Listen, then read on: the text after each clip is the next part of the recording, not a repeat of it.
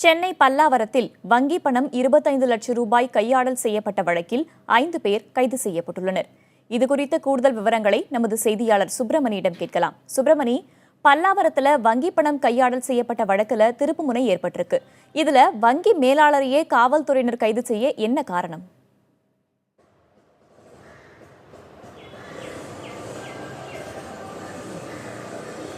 அடையாறில் இருக்கக்கூடிய சாஸ்திரி நகர் அரசு வங்கி கிளையில் இருந்து 25 லட்சம் பணம் கையாடல் செய்யப்பட்டதாக வங்கி மேலாளர் உள்பட 5 பேரை சாஸ்திரி நகர் போலீசார் கைது செய்திருக்கிறார்கள். நேற்று முன்தினம் இரவு பல்லாவரத்தில் வைத்து 25 லட்சம் பணம் வழிப்பறி கொள்ளை நடந்ததாக வங்கியின் காசாளரான இளங்கோவன் என்பவர் காவல் நிலையத்தில் புகார் அளித்திருந்தார். அந்த புகார் குறித்து முதல்கட்ட விசாரணை நடத்திய போது வங்கியில் இருந்து 25 லட்சத்தை பணம் கையாடல் செய்து அதனை புதிய ரூபாய் நோட்டுகளாக மாற்றுவதற்கு இவர்கள் முயன்றிருப்பது கண்டுபிடிக்கப்பட்டிருக்கிறது. அதன் அடிப்படையில் தான் வங்கியின் மேலாளர் லோகேஸ்வர ராவ், வங்கியின் கேஷியரான இளங்கோவன், கேஷியரின் கார் ஓட்டுநரான சக்திவேல், அதே போல தனியார் வங்கி மேலாளரான முகேஷ் மற்றும் அந்த வங்கியின் ஊழியரான மணிகண்டன் ஆகிய 5 பேரை முதல் கட்டமாக சாஸ்திரி நகர் போலீசார் கைது செய்திருக்கிறார்கள். அவர்கள் தொடர்ந்து நடத்திய விசாரணையில் இவர்கள் பழைய 1000 ரூபாய் நோட்டுகளை 25 லட்சத்தை எடுத்து வங்கியிலிருந்து கையாடல் செய்து அதனை புதிய ரூபாய் நோட்டுகளாக மாற்றுவதற்காக ஒரு புரோக்கரிடம் கொடுப்பதற்காக சென்றிருக்கிறார்கள். அப்போது அந்த புரோக்கர் தனது நண்பர்களுடன் சேர்ந்து இந்த 25 லட்சத்தை வழிப்பறி கொள்ளையில் ஈடுபட்டிருப்பது விசாரணையில் கண்டுபிடிக்கப்பட்டிருக்கிறது. முதல் கட்டமாக அந்த வங்கியின் உதவி பொது மேலாளரான மஞ்சுநாத் என்பவர் கொடுத்த புகாரின் அடிப்படையில் பணத்தை கையாடல் செய்ததன் அடிப்படையில் இவர்களை கைது செய்திருக்கிறார்கள் போலீசார். அதன் அடிப்படையில் மற்றொரு வழக்காக கொள்ளை வழக்கும் பதிவு செய்யப்பட்டிருக்கிறது.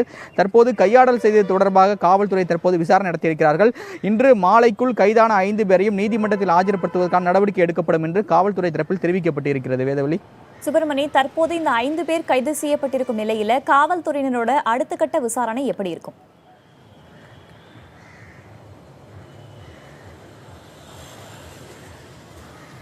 முதல் கட்டமாக கையாடல் செய்தது தொடர்பான புகாரை பெற்றுக்கொண்டு வழக்கு பதிவு செய்யப்பட்டு 5 பேரும் கைது செய்யப்பட்டிருக்கிறார்கள். அடுத்த கட்டமாக கொள்ளை நடந்ததற்காக தனியாக ஒரு வழக்கு பதிவு செய்யப்பட்டிருக்கிறது. அந்த கொள்ளை வழக்கு தொடர்பாக ராஜேஷ் உள்பட 4 பேரை காவல்துறை தேடி வருகிறார்கள். அவர்களையும் நாளைக்குள் கைது செய்வதாக காவல்துறை தரப்பில் தெரிவிக்கப்பட்டிருக்கிறது. இதில் குறிப்பாக மேலாளர், அதாவது வங்கியின் மேலாளரான லோகேஸ்வர ராவ் உதவியோடு இந்த பணம் கையாடல் செய்யப்பட்டிருக்கிறது. குறிப்பாக சாஸ்திரி நகர் காவல் ஆய்வாளரான சிவக்குமார் நேற்று முன்தினம் இரவு பணியில் இருந்தார். அப்போது அடையாறு சாஸ்திரி நகர் முதல் மெயின் ரோட்டில் இருக்கக்கூடிய அந்த வங்கிக்கு ரோந்து வாகனத்தில் சென்றும் போதுதான் வங்கி திறந்திருந்திருக்கிறது. நள்ளிரவு 12 மணி அளவில் வங்கி திறந்திருக்கக்கூடிய சந்தேகத்தின் அடிப்படையில் வங்கிக்குள் சென்று ஆய்வு செய்த போதுதான் 25 லட்சம் கொள்ளையடிக்கப்பட்டிருப்பது முதல் கட்ட விசாரணையில் கண்டுபிடிக்கப்பட்டது. அதன் தொடர்ந்து பல்லாவரத்திற்கு சென்று காவல்துறை விசாரணை நடத்திய போது பணம் கொள்ளையடிக்கப்பட்டிருப்பது கண்டுபிடிக்கப்பட்டு விசாரணை நடத்தப்பட்டது. விசாரணையில் இவர்கள் நள்ளிரவு வங்கியில் இருந்து 25 லட்சத்தை கையாடல் செய்து புதிய ரூபாய் நோட்டுகள் மாற்றுவதற்கான முயற்சியில் இவர்கள் ஈடுபட்டிருப்பது கண்டுபிடிக்கப்பட்டது. இதற்கு உதவியாக இருந்த தனியார் வங்கி மேலாளர் முகேஷ், அந்த ஊழியரான மணிகண்டன் ஆகியோரையும் கைது செய்திருக்கிறார்கள். மேலும் கொள்ளையடித்த வழக்கில் ராஜேஷ் மற்றும் 4 பேரை காவல்துறை தேடி வருகிறார்கள். அவர்களிடமிருந்து பணத்தை பறிமுதல் செய்யும் முயற்சியிலும் காவல்துறை ஈடுபட்டு வருகிறார்கள். வேதவழி. சுப்பிரமணி, எதற்காக அந்த காசாளர் 25 லட்சம் ரூபாய் பணத்தை கொண்டு சென்றார்? இது அந்த வங்கி நிர்வாகத்துக்கு தெரியாதா? அது பற்றிய விவரங்களை சொல்லுங்க.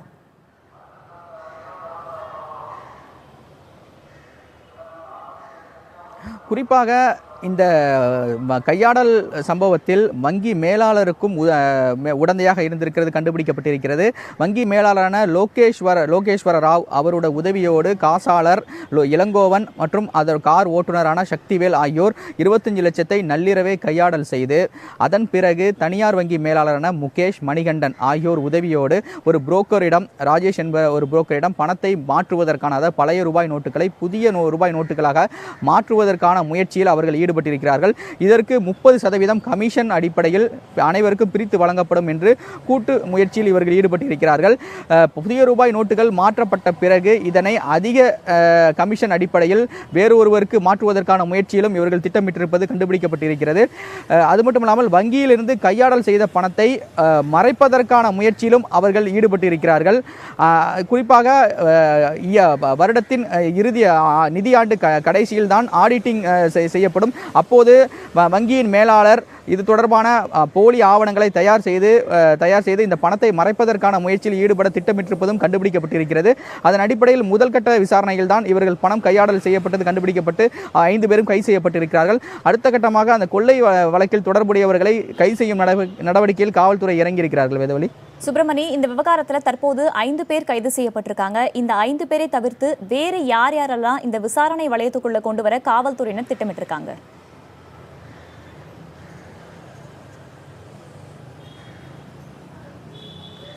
இந்த வழக்கை பொறுத்தவரையில் கார் ஓட்டுநரான சக்திவேல் என்பவர் கொடுத்த தகவலின் அடிப்படையில் தான் இந்த வழக்கு கையாடல் தொடர்பான தகவல்கள் கண்டுபிடிக்கப்பட்டிருக்கிறது. சக்திவேலின் நண்பர் தான் அந்த தலைமறைவாக இருக்கக்கூடிய ராஜேஷ் என்பவர். அவரை பிடிப்பதற்கான முயற்சியில் தான் காவல்துறையின் தற்போது ஈடுபட்டு வருகிறார்கள்.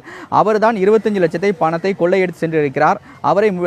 அவரையும் அவரது நண்பர்கள் 4 பேரையும் பிடிப்ப முயற்சியில் காவல்துறை தற்போது இறங்கியிருக்கிறார்கள். முதல் கட்டமாக இந்த 5 பேர் கைது செய்யப்பட்டிருக்கிறார்கள். அவர்கள் இன்று மாலை நீதிமன்றத்தில் ஆஜர்படுத்தப்பட்டு புலர் சிறையில் அடைப்பதற்கான நடவடிக்கை எடுக்கப்படும் என்று காவல்துறை தரப்பில் தெரிவிக்கப்பட்டிருக்கிறது. வேதவழி, நிச்சயமாக சென்னை பல்லாவரத்தில் வங்கி பணம் 25 லட்சம் ரூபாய் கையாடல் செய்யப்பட்ட வழக்கில் 5 பேர் தற்போது கைது செய்யப்பட்டுள்ளனர்.